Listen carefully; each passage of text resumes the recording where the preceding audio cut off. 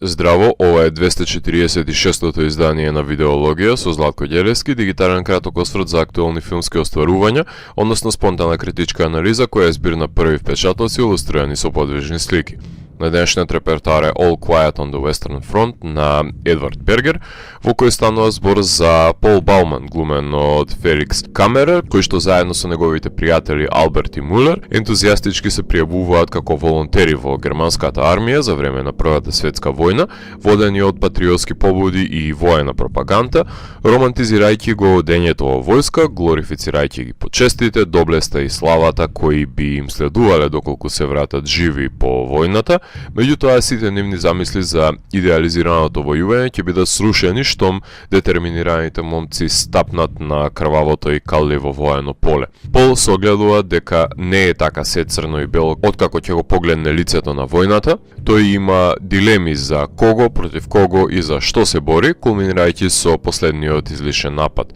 Ветеното не кореспондира со стореното и тука се крие дискрепанцата на делото. Романот на Ерих Марија Ремарк, На запад ништо ново, е бастион на светската литература кој што сведочи за неговото доживување во војната, односно едно антивоено дело кое секоја генерација на млади и полетни момци треба да го прочита за да престане да ја величи доктрината на војната, за да не се најде во чевлите на Пол, да го ризикува животот за туѓи идеали, сметајќи дека е во служба на државата, а тој всушност ги задоволува суетите на генералите и стратезите, кои не ни сакаат да се извалкаат во калта, кај што умираат неговите пријатели. Еден од значителните исчекори кои ги направи режисерот Бергер и од книгата и од двете претходни филмски адаптации е инволвирањето на преговарачите, односно врвот на германската и француската завојувана страна, донесувањето на примирието, кое што го одвлекува фокусот од бојното поле, меѓутоа оваа дигресија, представувањето на сила на указот, има удел за ново образуваниот епилог, кој што сведочи за очајната потреба да се вратат војниците во домовите како херои, едно последно ура, кое можеше слободно да биде избегнато, доколку егото на надредените не мораше да биде задоволено, што сведочи за безцелноста на војувањето. Да беше холивудски филм, ќе се глорифицираше херојското насилство, ама на Бергер уште од првиот кадар му е јасно дека нема победници во војната, најмалку херои. Енордни се стандардите кои ги подигнаа во последните децении војните филмови за кореографирање на канонади, експлозии и истрели од пушки, високо рамниште кое го достигнаа 1917 и Saving Private Ryan, кои се надополнија на култните Apocalypse Now и Full Metal Jacket, па затоа на визуелен план не смееше овој филм многу да заостанува зад естетизирањето на военото поле зад овие филмови. Факт е дека е најкрвавата адаптација на книгата, кај што практичните ефекти имаа за цел безпоштедно да го прикажат вистинското лице на војната, со прободени тело од куршуми, ампутирани нозе и забиени вијушки во вратови, како одговор на суицидалните нагони, затоа што каков живот би имале осакатените војници по војната. Тоа е и круцијалното прашање кое еден од ликовите го поставува и во книгата и во филмот, затоа што овие тинејџери на кои им се полни главата дека убаво е да се војува синко, кога ќе ги вовлече вителот на војната, стануваат убици во име на државата и нивната реинкарнација во општеството е речиси невозможна, затоа што тие доаѓаат со багаж од војната, односно од една страна се физичките осакатувања, но од друга страна е PTSD, односно тој шел шок кој ќе ги прогонува и во кошмарите и најаве. Експлозиите ќе одзвонуваат и во примирие. Меѓутоа, филмот кога ќе порасне, сака да покаже една друга димензија на војната до која имаат дојдено култните Come and See The Painted Bird, односно последиците кои ги има погледнатиот воен ужас, воени ресидиви кои создаваат монструми од едно дете, кое ќе мора да преживее низ военото лудило, парадигма која се начнува и во германскиот филм. Поврзаноста со пријателите кои умираат лево и десно од Пол е можеби најелоквентен начин за пренесување на антивоената парола, за чии потреби се положуваат животите, кога некој од нив штом се повреди, наредниците забрануваат да им се помогне. Душата на младите војници детерира и тие стануваат амбивалентни на злоделата кои имаат афинитети да ги извршуваат. Војната, иако е ветено дека ќе биде краткорочна, таа не завршува, се пролонгира и трагично е што за време на долгогодишната војна се гинело за завојуваните 100 метри, кај што се копале рововите. Меѓутоа, најелоквентен чинител за доловување на дискрепанцијата на воената хиерархија се согледува во огладувањето на германската војска наспроти изобилието на лебовите и колбасите на француската кантина,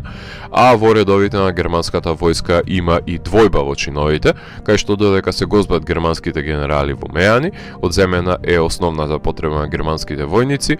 и секој гладен човек ќе започне да се однесува како животно, занемарувајќи ги сите воспоставени системи на однесување на општеството, ригорозно наметнати од воените демагози, на кои не им се скратени овие привилегии. Прекрасна е идејата за патувањето на облеката од еден војник на друг, за да му даде до знаење на гледачот уште на самиот почеток дека сведочи на магичен круг во кој војната се прехранува со војниците. Музиката е на Волкер Бертелман, попознат како Хаушка, која се издвојува по тоа што ламентирачката оркестрација умее да ја засече со дисторзираните шрапнели или пак одред на тапани, пресликувајќи го процесот со кој што војната уништува млади животи и природата наоколу, наметнувајќи се како своевиден лајт мотив, кој добива своји варијации во текот на филмот. Освен атмосферичноста и надоаѓачкиот страв во завојуваната средина, годачките свити мора да ја извршат функцијата за озвучување на неискажливите иманентни емоции, за да биде кратенката преку која ќе комуницира гледачот со делото, која ќе остави талок, горчина на грлото по гледањето.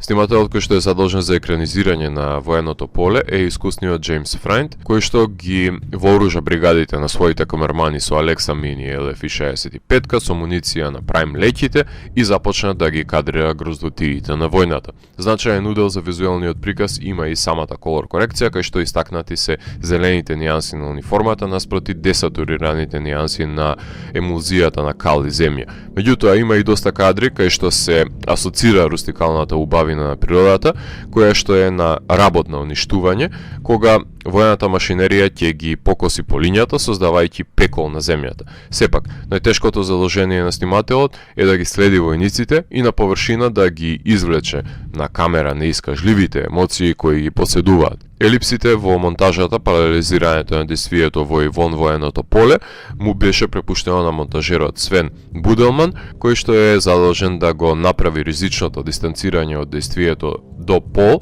и неговиот батальон, но нужен е тој подвиг за да се добие целосната слика на војната без да се загуби интензитетот на преживеаните трауми. Тоа значи дека паралелизирањето на действието ќе придонесе за екстензивирање на времетраењето на речиси 150 минути, што секако дека надминува некое идеално и подносливо времетраење, но потребно му е на филмот да ги одмота сите овие клопчиња кои треба да ги пушти низ вировите кал, затоа што впрегнати се доста нишки и му треба време на филмот да издиши пред и по воените масакри. Режисерот Едвард Перген е разноврсен режисер кој што ја започна својата филмска кариера во раните 90-ти години со неговите кратки филмови, а првиот значителен продор во кариерата го прави со долгометражниот Гомес, Коп ода Цал, од 1998 година за младиот саменик Доменик, кој што заглавува со погрешното друштво, започнувајќи на сага на филмови со млади протагонисти, кои ќе бидат вовлечени во прангиите на насилството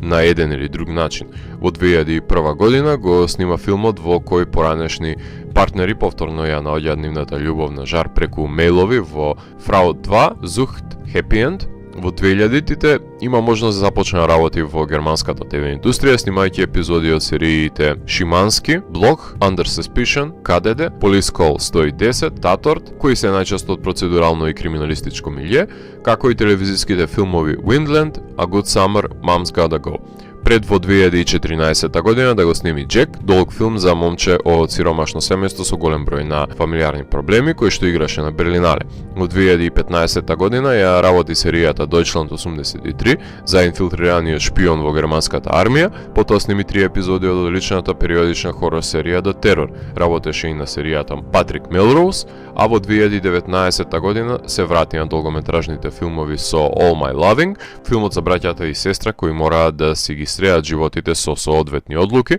кој што беше прикажан во селекцијата Панорама на Берлинале. Во 2020 година режираше 3 епизоди од одличната серија со Брайан Кренстон Your Honor, а во подготовка е работата на минисеријата The 39 Steps со Бенедикт Камбербач за човек вовлечен во заговори, за потоа да премине на снимање на филмот Конклав, во кој глумат Ралф Фајнс, Стенли Тучи, Изабела Роселини и Џон Литгоу за избор на нов кардинал и откривање на тајната која ја криел починатиот понтив. Така што на Бергер денес му се отворени холивудските врати, иако неговиот најмаркантен авторски потпис сметам дека го остава токму во филмовите во кои тинеџерите се вовлечени во замките на насилното општество, доаѓајќи од скршени семејства. Заеднички содржател на сите адаптации е прологот на Ремарк, во кој се оградува од потребата за правдање или напаѓање на војната, која не е авантура,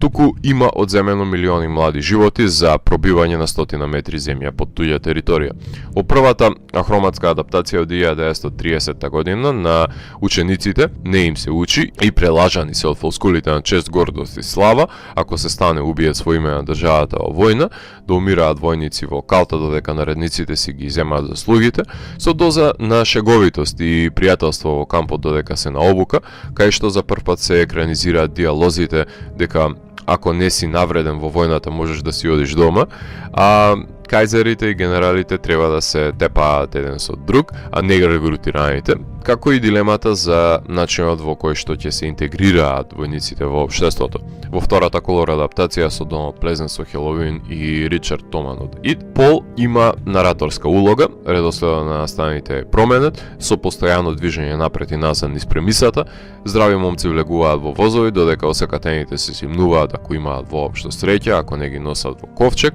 и сведочиме на убивање на невини коњи, употреба на гасмаски, глувците имаат незаборавно појавување во јамите со лешеви од момци кои знаат да убиваат, а не да читаат. Новиот филм е најкрвав од сите, иако во сите делови се инволвирани и животни во епизодите, дали е пеперутката во првиот, врапчето во вториот, домашните животни и јајцата се во последната адаптација, кои ќе бидат причинител дете да земе пушка во рацете и да се одмасти.